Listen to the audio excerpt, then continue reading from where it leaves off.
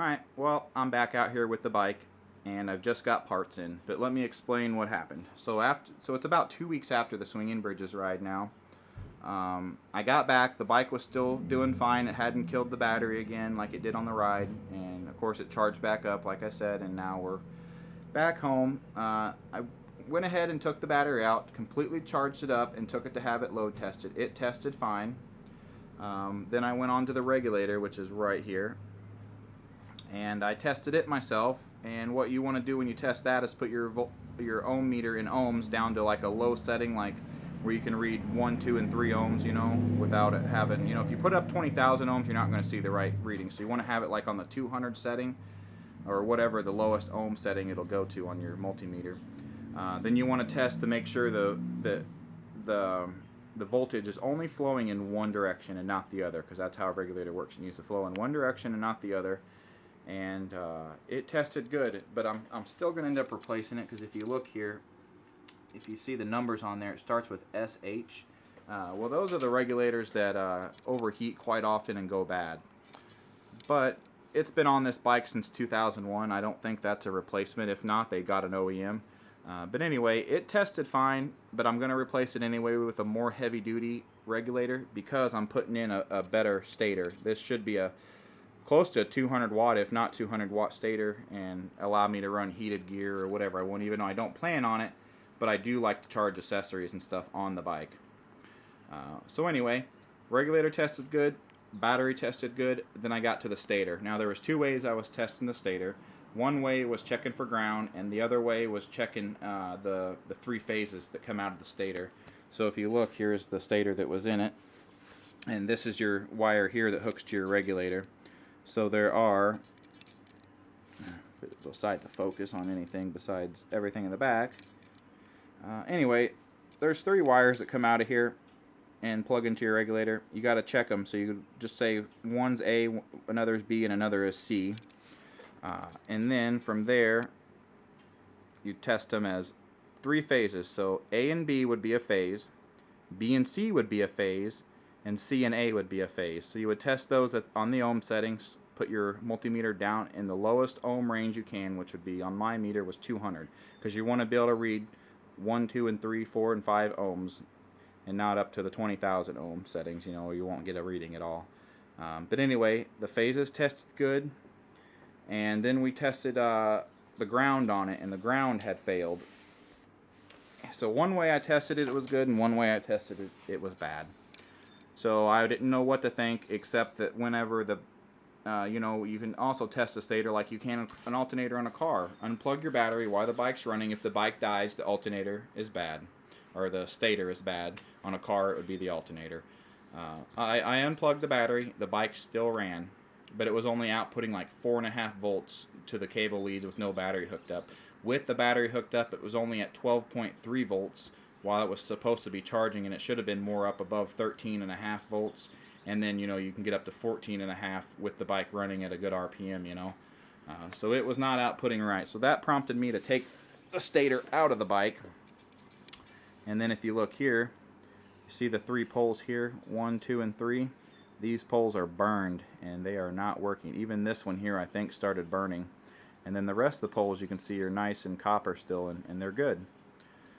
I don't know what made it go bad. The only thing I can guess is that on the back of here, when I took it out of the bike, there was a zip tie laying in it, and all I could guess is that one of the zip ties had failed and broken. It got really brittle and it fell off, and it allowed this connection right here to touch, and maybe that burned something up, because you can see there's just a little bit of bare wire right there. And then there was another zip tie right here, and I just barely touched it and it broke.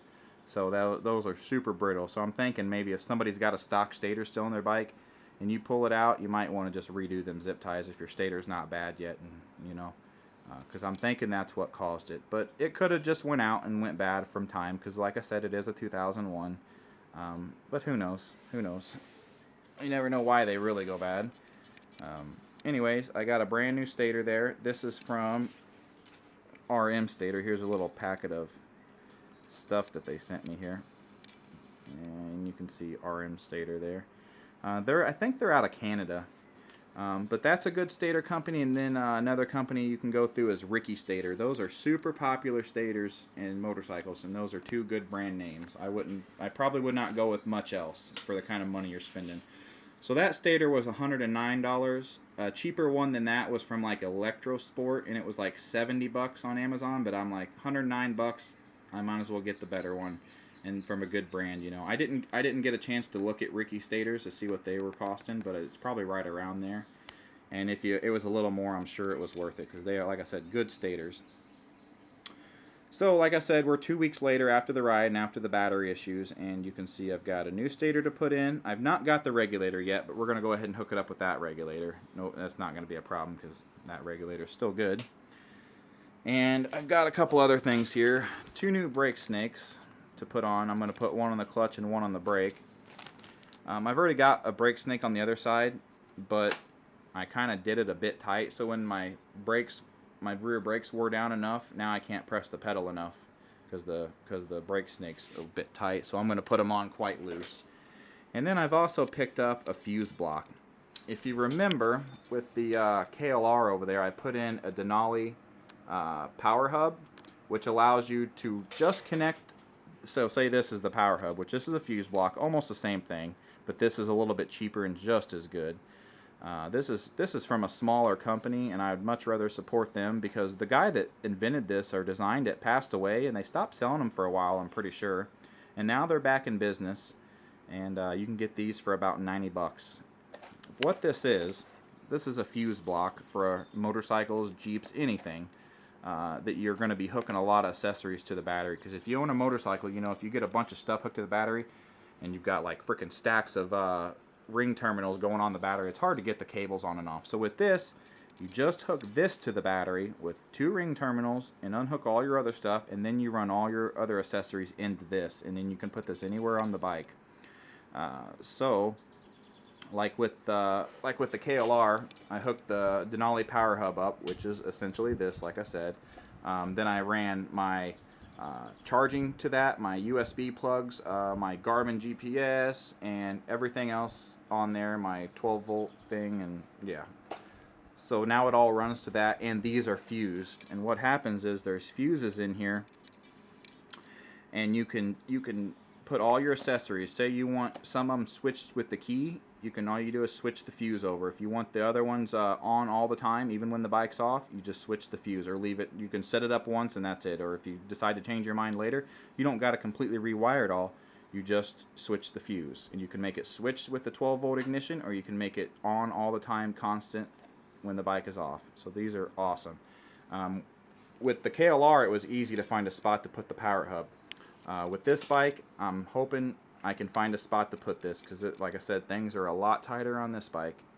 These are also water resistant, so you know, not too big issue if it gets a little bit wet, but of course you don't want to submerge it. Anyways, I am going to get this installed now, because I'm tired of having this bike laid over in here. And the reason it is laid over, not just standing up, is because I just changed the oil in it, and I didn't want to have to drain the oil. So pretty much if you lay your bike over, and not too far, of course, not too far, just enough, all your oil will go into the side of the motor, or side of the engine, and you won't have to drain your oil. So that's what I've done, and we're gonna go. And of course, I had all this covered up. I had the cover back on, and I had a rag on top of it, and even a hammer to hold it on so it didn't get knocked off and get dust in it. So I've got it all apart now, and I'm gonna install the stator back in the cover there after I clean it out, and put it all back together and hook it back up, and then we should be 100% good to go. And then when I get the new regulator in, the new more heavy-duty regulator, I'll go ahead and put that in. I could only find either the stock regulator, which is, there's no point to replace it. I'm going to put the same thing back in it because it's not bad. And I found another Electro Sport brand stator that was a more heavy-duty and more robust stator that would be good for this. Beyond that, I could have put a MOSFET regulator in, and they're really good because they're on what's recommended to switch out on any other bike. But I just don't think I could have got it mounted there. I really don't, because that's where the stator regulator mounts on here, and I don't think I could have mounted the bigger regulator there. So I've got one that is bigger, more robust, but it actually mount there perfectly. Alright, So anyway, I'm going to go ahead and get the new stator installed and get it all back together, and then I'm going to start testing to make sure that everything's good. And hopefully you'll get to see a little bit of a time lapse of me throwing all this back together. So stay tuned. If I bleed tonight, if I am sad tonight, I don't have a job to find. And if I work tonight, if I'm so tired tonight, I'll fall asleep when I'm home, when I'm home.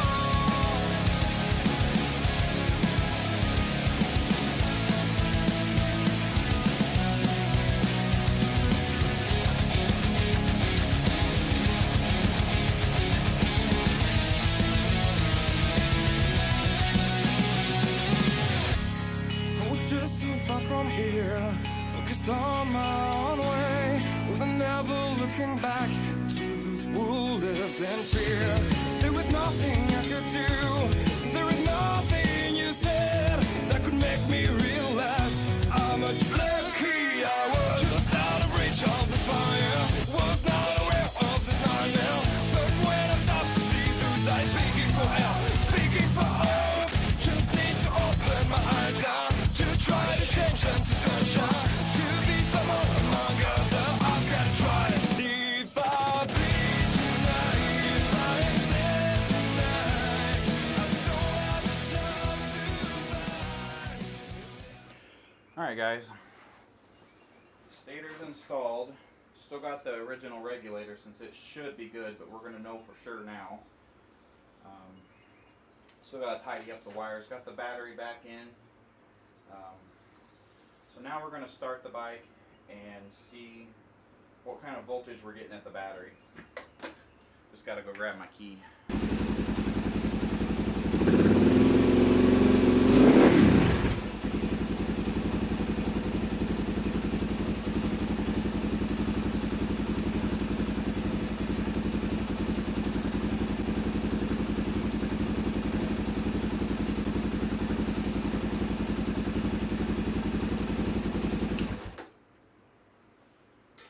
Alright, I don't know if you guys could see that, but it was charging almost 14.5 volts perfect. It was like 14.4 volts. Absolutely perfect. So that was the problem, for sure. 100% the stator. I still got a regulator coming, and yeah, I'm going to replace it just because those are known to go out from heat and everything, and it's not going to hurt to put a better one on there. So yeah. So now I'm going to go ahead and do a couple other small things, nothing major.